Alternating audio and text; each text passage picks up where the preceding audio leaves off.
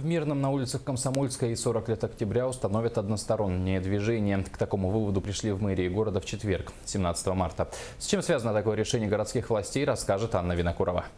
Вопрос, быть ли одностороннему движению автомобилей на улице Комсомольской и 40 лет октября, власти поставили еще в конце 2015-го. К обсуждению пригласили и жителей города. В феврале на сайте мэрии запустили опрос для мирнинцев.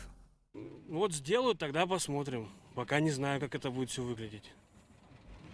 Сделают, будем смотреть. А где проезжать-то? Проезжать-то негде здесь. Устраивает. Будет односторонне, будет односторонне. Будем мы по одной стороне ездить.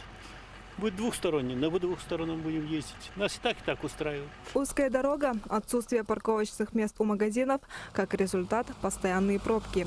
В ГАИ предложили расширить полосы. Там и так сейчас места достаточно, то есть припаркованные машины стоят, и остальные участники свободно разъезжаются. Если ее немножко расширить, то, получается, там вообще проблем не будет, чтобы разъехаться двум встречным потоком машин. Для ремонта и расширения дорог нужны дополнительные финансы.